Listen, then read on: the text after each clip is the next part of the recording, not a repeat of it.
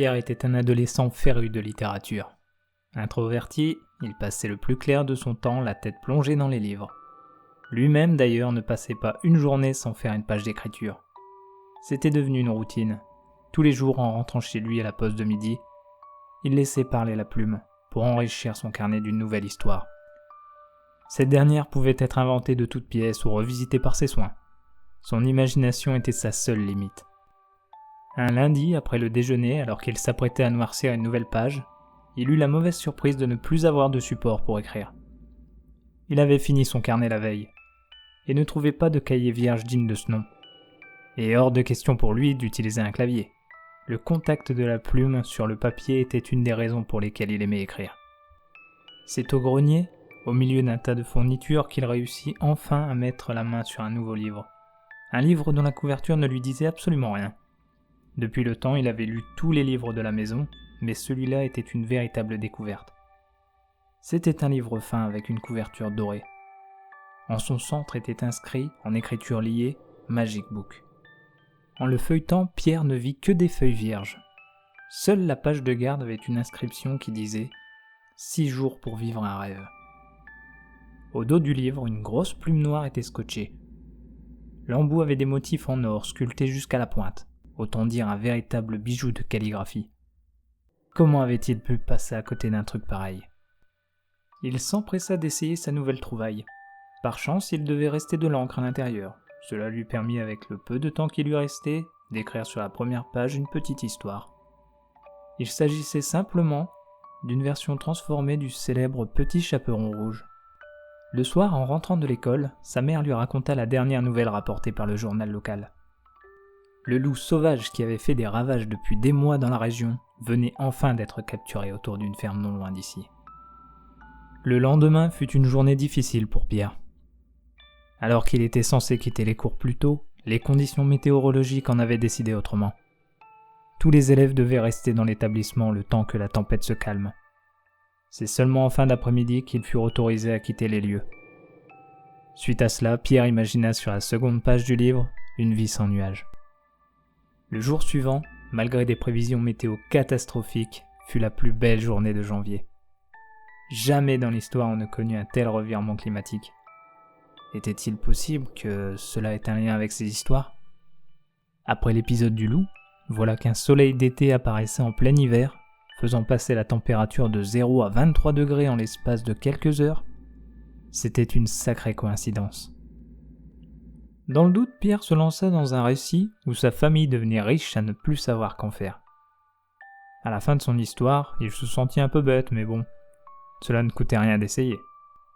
Dans la soirée, son père, qui était adepte des jeux d'argent, venait de remporter la cagnotte record du loto. Ils étaient les grands gagnants de la modique somme de 30 millions d'euros.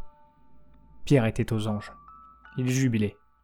Non pas pour cette richesse qui les attendait, mais pour son livre. Pour lui, c'était sûr, il détenait bel et bien un livre magique, capable d'exaucer n'importe lequel de ses désirs. Il ne voulait pas attendre un jour de plus pour continuer d'écrire, mais il ne savait pas comment cela fonctionnait. Devait-il écrire une histoire ou de simples mots ? Pouvait-il exprimer plusieurs souhaits sur une même page ? Ce pouvoir venait-il de la plume ou du papier ? Tant de questions auxquelles il n'avait pas de réponse. Il entreprit alors de chercher des indices sur les pages déjà noircies et remarqua quelque chose. Sur chacune de ces pages, un mot ressortait en gras. Loup, météo et argent. Tel un gosse écrivant au Père Noël, il se mit à écrire sur la 4e page une liste de souhaits qu'il exprimait en de courtes phrases. Pierre ne ferma pas l'œil de la nuit, bien trop occupé à faire la fête avec sa famille et à examiner de temps à autre la page qu'il avait remplie quelques heures auparavant. Mais aucun changement n'eut lieu jusqu'à son retour au collège. Rebecca, la fille de ses rêves, venait de l'inviter à sortir. Lui qui était généralement moqué ou invisible aux yeux des gens, allait enfin connaître l'amour. Sa conversation terminée, il s'empressa de regarder le livre qu'il avait pris soin d'amener avec lui. Le mot « amour » était devenu gras. Pierre comprit alors que seul un vœu par page se réalisait par l'intermédiaire d'un mot, mais que plus il apportait de détails à son histoire, et plus le résultat était précis. Il eut le reste de l'après-midi pour décider quoi inscrire sur les 2 pages restantes. En rentrant, il ne prit même pas le temps de saluer ses parents et fila directement dans sa chambre pour inscrire ses nouveaux désirs. Dans la liste qu'il avait tenue sur la 4e page, 2 demandes sortaient du lot. Il avait l'amour et l'argent, mais voulait aussi connaître la gloire. Avec ça, il aurait tout pour être heureux. Et c'est pourquoi il réserva la dernière page à ses parents. Il savait qu'il désirait avoir un 2e enfant, mais sans succès. C'est pourquoi il nota sur la dernière page vouloir un petit frère. À peine la plume fut-elle relevée qu'un message fit son apparition en bas de la dernière page. Mais au 7e, l'équilibre sera rétabli. Voir ce message apparaître comme par magie sous ses yeux l'avait quelque peu refroidi. Comment cela était-il possible ? Aussitôt il se remémora la seule ligne qui était inscrite au début du livre. 6 jours pour vivre un rêve. Mais au 7e, l'équilibre sera rétabli. Qu'est-ce que diable cela voulait-il dire ? Et s'il perdait tout ? Il tentait de se rassurer de toutes les façons possibles. Mais il était vrai que tout lui avait été donné avec une telle simplicité. Ne serait-ce pas tout aussi simple de tout reprendre ? Son père vint l'arracher à ses pensées. Il venait de l'appeler pour regarder la télé. On parlait de lui sur les chaînes d'infos. Depuis des années, Pierre écrivait des histoires, qu'il envoyait à des auteurs ou des concours en tout genre. Et apparemment, plusieurs d'entre elles venaient de trouver le succès. Le talent de Pierre était reconnu par ses pairs. Il était promu à un grand avenir. Alors que son père jubilait, Pierre lui restait de marbre. Une seule question occupait ses pensées. Nous étions jeudi soir. Qu'arriverait-il dimanche ? Il observa les 2 dernières pages. Le mot « célèbre » était passé en gras sur la 5e page. Mais toujours rien sur la dernière. Voyant sa mère sur les sites de villa, Pierre ne pouvait plus garder le silence et prit la décision de tout expliquer à ses parents. Mais ils ne le prirent pas au sérieux et réfutaient un par un ses arguments. Les jeux d'argent étaient bien trop réglementés pour qu'il y ait un problème. Et puis toutes les bonnes choses qui arrivaient à Pierre étaient dues à ses choix et sa persévérance. En revanche, sa mère demanda à quel moment il s'était rendu compte qu'elle attendait un enfant. Malgré ses 5 mois de grossesse, elle n'affichait pas de ventre rond et avait fait très attention avec son mari pour garder le secret. Sans réponse de sa part, ses parents lui annonçaient officiellement qu'ils attendaient une petite fille. Pierre ne réagit pas dans les secondes qui lui parurent durer une éternité. Il pensait au dernier souhait formulé dans le livre, puis se ressaisit et félicita ses parents, avant de regagner sa chambre. Il hésita avant d'ouvrir le livre, mais ce qui était fait était fait. Il tourna les pages jusqu'à la dernière où il vit le mot « frère » en gras. Il décida de ne pas en parler à ses parents. Après tout, les médecins se trompent souvent sur le sexe du bébé, et de toute façon, il ne savait pas ce que l'avenir lui réservait. Impuissant face à la suite des événements, Pierre choisit de vivre pleinement sa nouvelle vie. Ses parents lui avaient acheté de nouvelles affaires, certaines personnes le stoppaient dans la rue pour le féliciter, et surtout il avait passé une nuit mémorable le samedi chez sa nouvelle compagne. Puis vint le dimanche, qui ramena Pierre à la dure réalité. Alors qu'il était encore au lit à 10h avec sa copine, quelqu'un sonna à la porte. C'était Josh, le petit ami de Rebecca.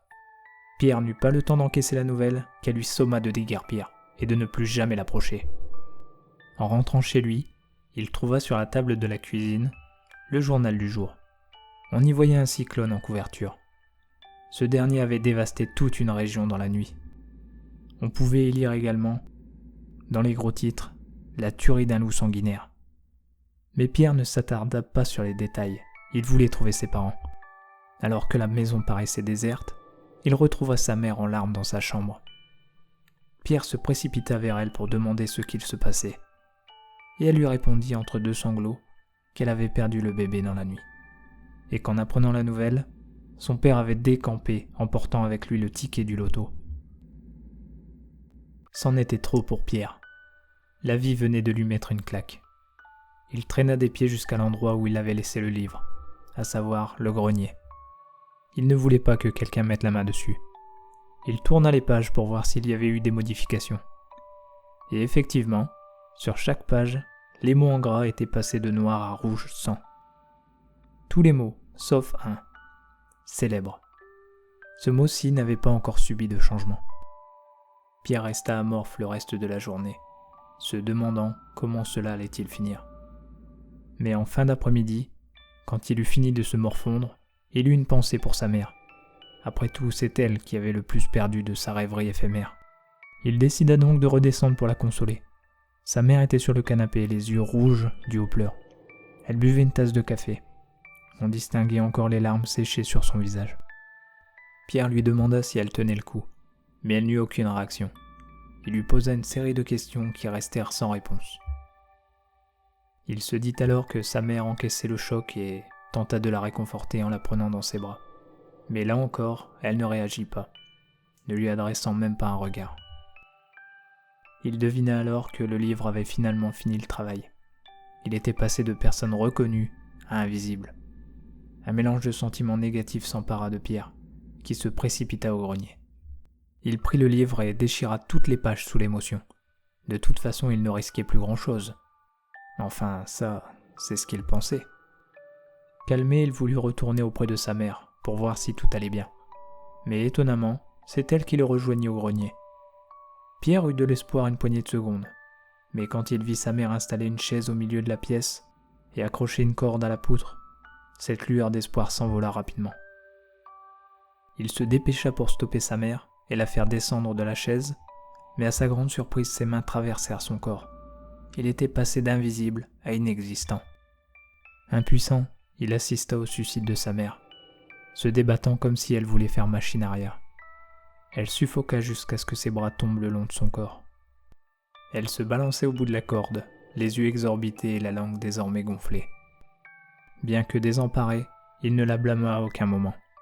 Après tout, elle avait perdu en l'espace d'une journée son bébé, son mari, la fortune et d'une certaine manière son fils. De son côté, Pierre n'éprouvait plus de sentiments après ce drame. Il n'avait plus la sensation de faim ni de fatigue. Il errait, comme une âme en peine, de part et d'autre de la maison, dans l'attente d'une réponse quant à son devenir.